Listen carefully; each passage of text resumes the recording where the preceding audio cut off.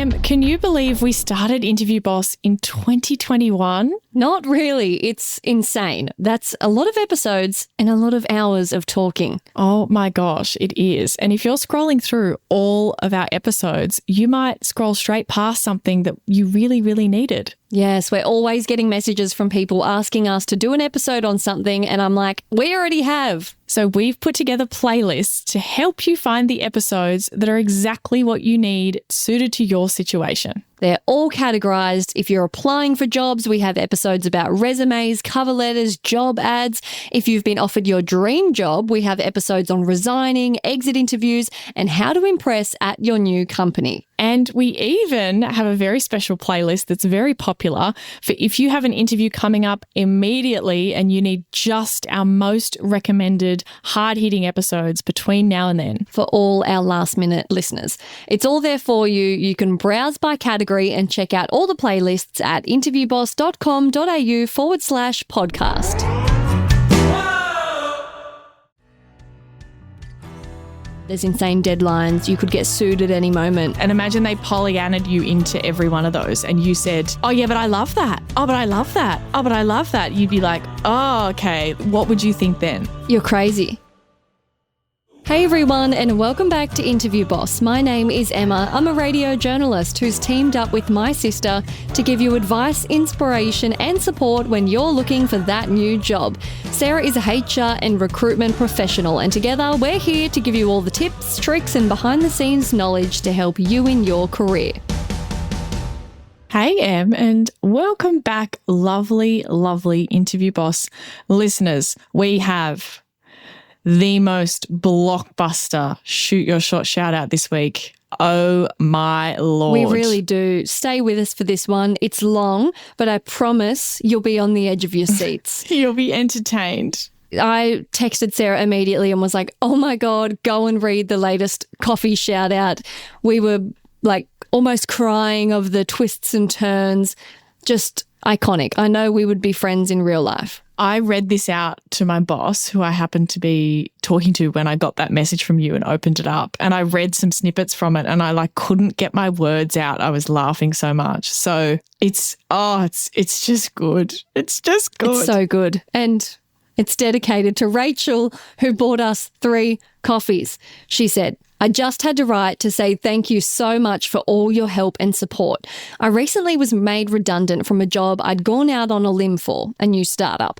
And although I knew redundancy was coming, I didn't know the company wouldn't pay me my final salary as they said they had no money. Ouch. So, what should have been a 3-month paid search for a new job became a frantic race to find something so I could pay the bills. I stumbled on your podcast and what a game changer. I've applied for over 20 jobs now, but my industry, finance, is so competitive that I see over 100 applicants per job on LinkedIn. Some never reply, some admit they're too overwhelmed by applicants and my CV didn't make the cut. I listened to your podcast and kept my chin up. It's not personal. It's okay to look for the right now job rather than the right job. So like a boss, I changed up my tactics and started sending out my CV direct to key team members whose details were on the Meet the Team page of a website with a short but polite introduction. I asked friends in the industry. I reached out to recruiters. I had replies. It was going well, but still no solid leads. Eventually, via an ex-colleague I reached out to, I got a first Teams interview. I then had a second in-person interview with a firm in London and just had to share this with you because I could not have got through this without your advice. I had prepared 3 stories that I could mould to any scenario or behaviour questions. I accepted the water. I accepted the coffee. I had drinks double parked like I was Friday night clubbing. I was clenching those butt cheeks like a pro. I'd stalked everyone on that interview panel like a serial killer. If the cleaner had got in the lift with me, I'd have smiled, asked her how her kids were and known their names. My outfit was smart, but not desperate. I didn't have lipstick on my teeth. My deodorant was working. I arrived 10 minutes early, but no earlier. I greeted the security guard like a long-lost pal. I had my notebook. My questions were prepped and on point. I was ready. The interview was in 2 parts. The first with my manager and a team member, which included a test case scenario. I did the deep breathing. I took my time. I smashed it. They were smiling and nodding and talking in the positive giveaways you would be reporting to, etc. I was feeling good. It felt like a positive hour. The second part of the interview was with HR, who wanted to see if I was a good fit. I had no idea if she was going to come in with a tape measure and snap on a plastic glove. I never got to that podcast. But I'd researched the company values. I knew them. I'd made up an acronym to remember them. CRAPA. Customer focused, responsibility, achievement, perseverance, preparation, enthusiasm, reward. That's a lot from this company. They need to calm down. That's too many things. Perseverance and preparation. Like that's That's a lot. But like imagine the acronym. She is incredible. Okay, keep going. Okay. What I wasn't prepared for was to be asked for a tell me a time when for every single value. Well, I ran out of stories. I think Agatha Christie would have struggled with this one. I swear if she'd asked me any more tell me a time when scenarios, Goldilocks and the Three Bears would have rocked up somewhere in my career history to demonstrate how enthusiastic I am about porridge. 45 minutes this went on while she furiously scribbled down page after page of notes. I was starting to wilt. I lost my thread. But thanks to your advice, I stopped, asked her to repeat the question, and got right back on point. When it was finally over, I felt like I'd been through a blender. I left there bewildered, having no idea at all how it went. Bewildered. I've listened to the Listen to This right after your interview podcast, and I know I can't do anything more than I've already done. Feedback? Apparently they loved me. Me? I'm wondering if I can sell my soul to this cult, and if they offer me the job, whether I'll need to have crapper tattooed on my tightly clenched butt cheek. So I wait. But like a pro, I'm still pressing forward, applying for jobs, not waiting for a response on this one. It's all great practice. I'm learning a skill, and the better I get, I know in the end something will come up. Until then, I'll keep listening. Thank you both for helping me through what has been a really stressful time. You guys are the best. Rachel, are you okay? I have whiplash from reading that. Whoa. I'm actually crying. I don't know if I'm her. I don't know if I want that job. That's a lot. Crapper. The fact that she said I did well. They loved me, but I'm just not so sure anymore. Those values. And imagine if she didn't prep that much and have the acronym and understand where the questions were coming from. Thank God for the acronym. Thank God is all I've got to say. I wonder if they know that that's what their values spell out. Oh, this story. Can we just talk about how she works in finance? I think you're in the wrong career, Rachel. You need to get into marketing, the creative, the social media posts, promotions, driving the campaigns. You are lost in finance with those storytelling skills. Just the sentence structure is just so funny. A few words I'd like to platform and phrases that I think should become part of my daily repertoire. Felt like I'd been through a blender. Yeah, I'm really loving that. It's a great way to encapsulate what it feels like to have gone through that. I think there were a lot of metaphors. There were a lot of similes. I was wilting. That's my favourite. Bewildered. What a great word. Yeah. And I think I just love that she really captures what this experience is like going through an interview. The head fuckery. Yeah. The head fuckery that one minute you're like, they loved me, I'm killing it, this is mine. And the next you're like, what the hell was that? HR's come in with the plastic glove. And that episode isn't coming, by the way. No, it's not. And what's funny is she's like, oh, those questions went on for 45 minutes. And I'm like, well, obviously you've already had a whole hour beforehand. So 45 minutes is not that long. But I think it's just showing this is what it feels like on the inside when you're going through an interview and you're like, oh my God, I'm running out of stories. I'm going to have to make one up if they ask me something else. Also, the lineup of drinks. You took the water, then you took the coffee.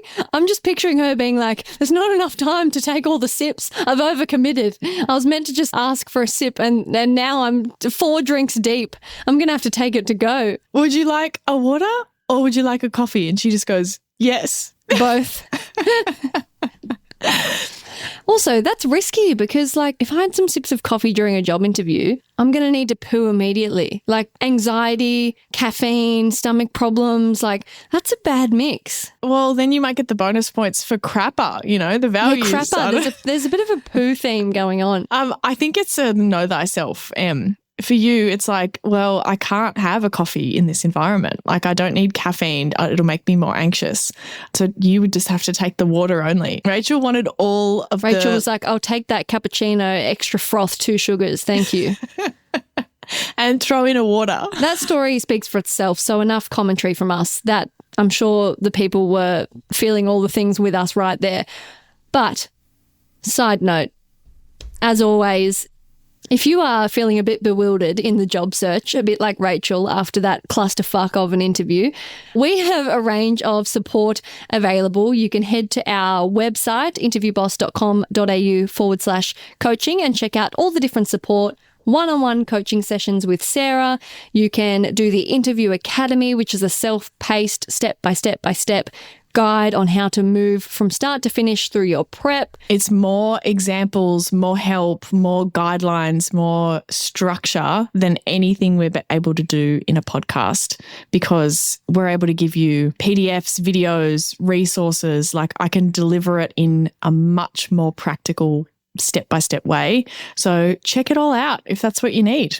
Okay, this episode is being delivered after we got a message from our listener, Kirby. And side note, if you would like to do this, kindly follow us on Instagram, slide into our DMs, and there's a high chance that we will be looking for an episode, go through our DMs and pick one to do. That's what we've been doing lately. We do. We look at the themes. We want to know what's going on out there. What are people worried about? What's the new stuff that they're being hit with that they don't understand? And it's okay if there's already an episode on that, because we might get back to you and just be like, yeah, we've already done one on that, but we want to know. So Kirby wrote to us and said, hey, y'all, I'm curious if you have an episode about being anxious during an interview. Well, yes, we do have many episodes about managing interview nerves, etc. We'll link them in the show notes. I received feedback that I seemed a bit too excited about the job, which to me means my combination of passion and the fact that it's been 5 months of unemployment are producing behaviours that are off-putting. For example, I noticed in that particular interview I might have been agreeable. Everything they said I was eager to share my alignment with, which is true. That's why I was excited to be in a 3rd round interview. However, this feedback made me question if there are behaviours related to self-awareness that HR folks label as red flags or could be like a pink flag, e.g., I'm excited, is it coming across as desperate? Yeah, he just wanted to know what was going on. So, first of all, can I just say I really appreciate the self-awareness in this question. It is chef's kiss. Because there's already been some reflection, going on of like, hey, I think I get where this is coming from because here's what I was doing and I kind of see how that might be happening. But there's still a bit of a confusion of like, why would it be a bad thing to be too keen? Now, can we just translate for a second? Keen is what we would say in Australia, like you're excited. Oh, I don't know. What's a synonym for keen? Over enthusiastic, but not really. Eager. Yeah, eager. Keen. Yeah, I'm keen. But we say it in a chill way. Like, do you want to go get lunch? Yeah, I'd be keen to do that. You can say it in a blasé way as well, but you can also be like, I'm so keen to go to Taylor Swift. Yes, exactly. So, little translation of the keenness is what we're talking about.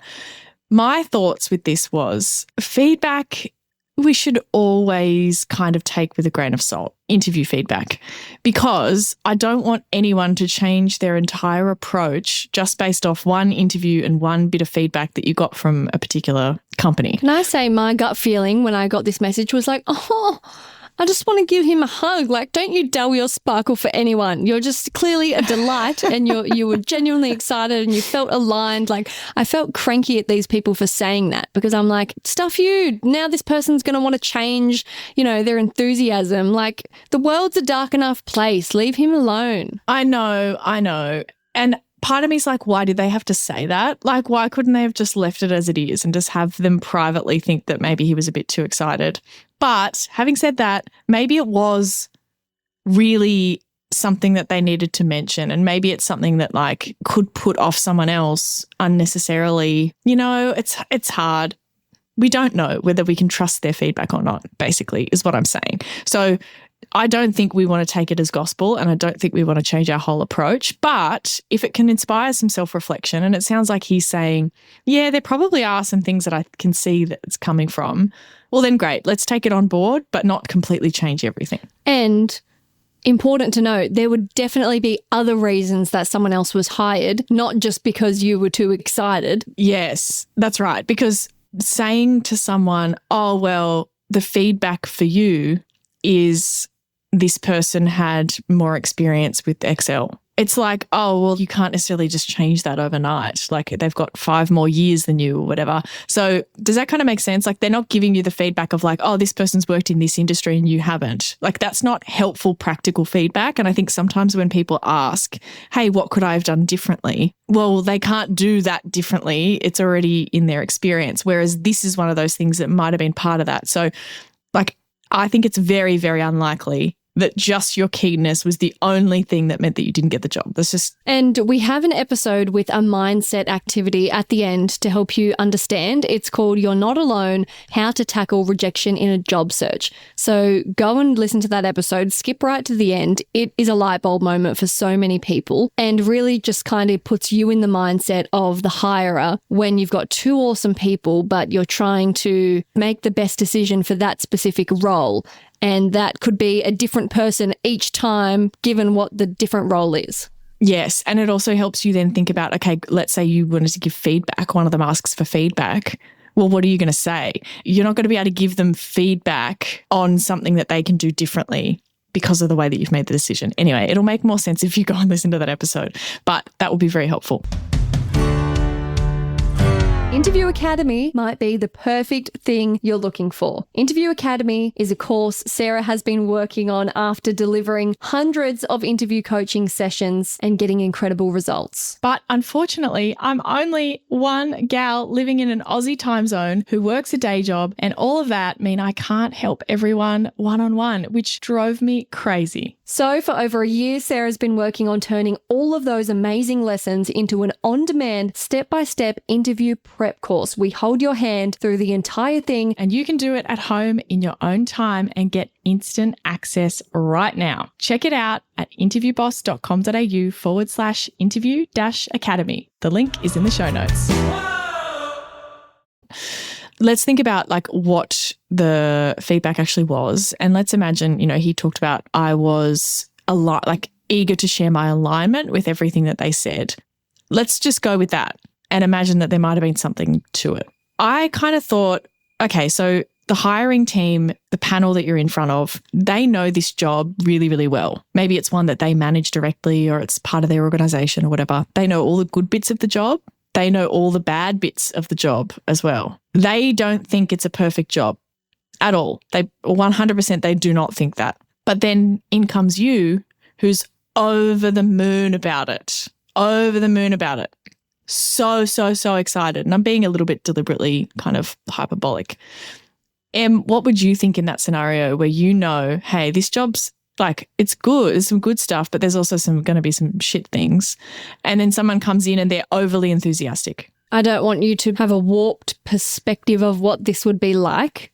Like if someone came in for my job to interview for a radio journalist job and they were just like, I would just love to be on air. Like, oh my God, you get to talk on the radio.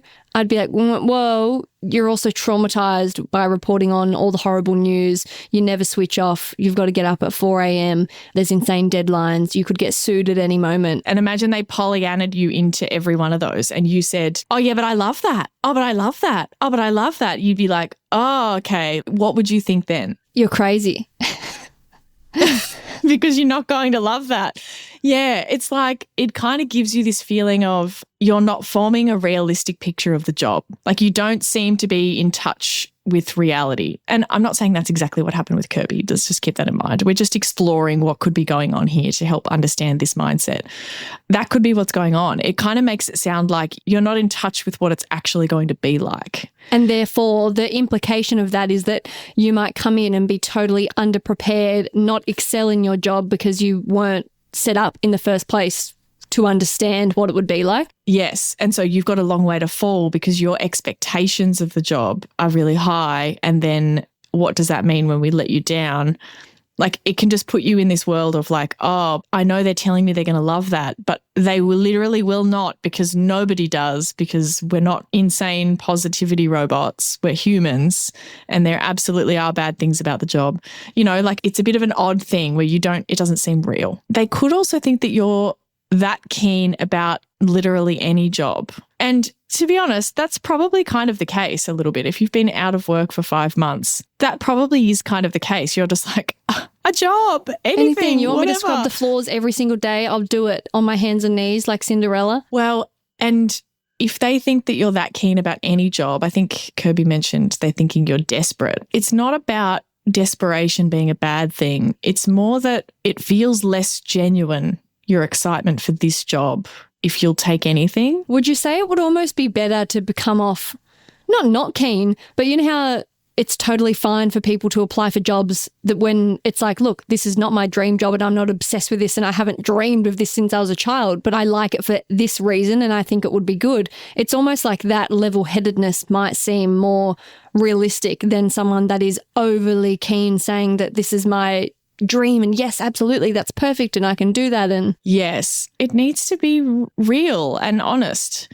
So I think when you get so far into keen territory, it just doesn't seem as authentic and genuine anymore for some reason, because like all your emotions are at a 10 and it's like, well, that's just never the case. You're obviously going to be more excited about some bits of it than others. I sort of interpreted this as like a genuine alignment. And he was excited about everything they said. And if they said like, yeah, well, in this job, you know, you'll have to liaise with the other departments a lot. And he was keen to express how he's done that. Like, yes, I did that in my last job. I had to, and that's genuine. It's not like he's just going, of course, I'd happily do that. He's like trying to relate with his examples. And like, I kind of feel like there's nothing wrong with that because it's true. I know there's nothing wrong with that. I know. And we'll get to that disclaimer at the end. Of course, there's nothing wrong with that. But there's a couple of things. So they might think the real job will disappoint you. We kind of touched on that already. But if it's that thing you talked about of like, oh, I've done that. Oh, let me tell you about this. Let me tell you about this. They're like trying to cram things in to the conversation as much as you possibly can. Again, and I'm being deliberately exaggerated here to make the point.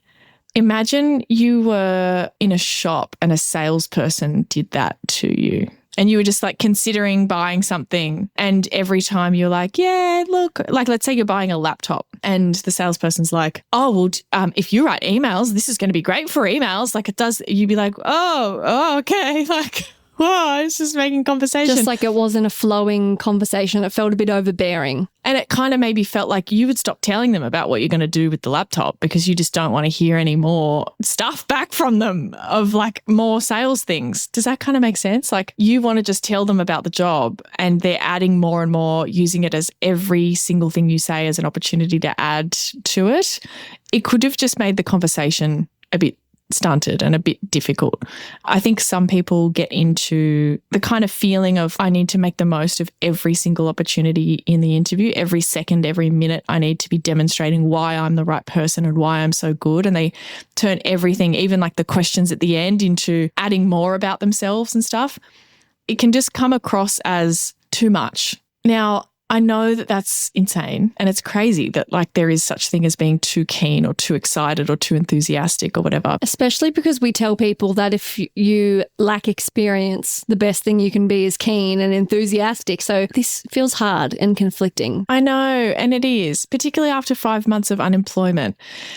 But again, we always talk about like, we're not saying here what it should be like. We talk about what it actually is like, and hiring is humans. And I just want you guys to imagine that that hour that they've got with you or whatever it is their only experience of you as a person. They have no reason to believe that you are any different than what you displayed in that room. Does that kind of make sense where I'm going with that? And you're that keen in that environment, and that's who they think they're going to get if they hire, right? So there can be a lot of good things about that, but they can also be like, oh God, like I can't work with someone who is that full on. So we're talking about humans who are making judgments on other humans. This stuff just comes into it. And I want you to think about the fact that you're not showing them who you really are. Not doing yourself justice. After you landed a job, some of that like keenness and desperation and whatever would kind of go away naturally because you're like, oh, finally, I've got a job. Well, I want you to think about being that version of yourself, not the 5 months in unemployed version of yourself. Does that kind of make sense? I know that's really hard, but that's where this stuff might be coming from. It's not like too keen, red flag, there's this rule book or whatever that HR people have. But those are some of the things that I think could potentially be going on in their mind of like maybe thinking you're not being realistic, maybe you adding examples into everything kind of stunted the conversation. Maybe they think the job could disappoint you. Maybe they kind of feel like your enthusiasm's a bit fake or not genuine because it just seems like a blanket enthusiasm about everything. So that's what could be going on. So my advice to Kirby was don't stop being enthusiastic. Absolutely not. Don't dull your sparkle. I replied and I said, my advice is to keep up the enthusiasm, but if you can reserve it for things about the role that you are genuinely really looking forward to or stuff that you really do want to mention, like, hey. A bit more targeted than blanket enthusiasm. Like if you have all your best bits, for example, let's say there's one of them that you absolutely want to mention. And they happen to talk about something to do with that. Oh, blah, blah, blah, stakeholders. And you're like, oh, I have a really good story. Well, then jump in with a little, oh, I can relate to that. I did blah, blah, blah, and tell them about that. But then the next one where you do have a story, just let it go, unless it's an actual direct question. Use it selectively so that it all keeps its meaning. One of our episodes I think that could be helpful and that I did share with Kirby was taking your dream job off the pedestal episode. Of course. Because I think a bit of a mindset shift could be helpful because you mentioned you were in the 3rd round interview, you were genuinely really keen. But I just think even your dream job, even an incredible, amazing job that's the perfect fit for you is going to have some shit bits. So the name of the episode is called Why You Need to Take Your Dream Job Off the Pedestal. And I think if you can have a bit of a mindset of like hunting for the bad stuff in every single job, that's going to be a helpful way to kind of bring you back down to earth and to make sure that you have a bit of a balanced mindset going in. I like it. There you go. But don't lose the enthusiasm because that's clearly who you are. Like, I love that you're able to be so enthusiastic after 5 months of a brutal job search. That's so good. 100%. And the right company is going to be like, oh, we love your energy. It's just these little tweaks that you just want to make sure that you're not being a different person. Yes. The right job for Kirby is one of those people who say in their job descriptions, join our superstar team. See, there's someone for every job. You just want to make sure that the interview does yourself justice, who you actually are day to day and not this super over the top version. Thanks so much for listening to Interview Boss. If you like hearing the sound of our voices, follow us on Apple or Spotify, or better yet, pay it forward and forward this episode to someone else who you think might get value out of our show. That's how we can hit the charts. We can help even more people, land some more people some jobs. And if you want to help out the show, there's plenty of ways you can do that. Shouting us a coffee, all the things we mentioned. But something easy, chuck us a follow on Instagram and go hit the like button on some of our posts.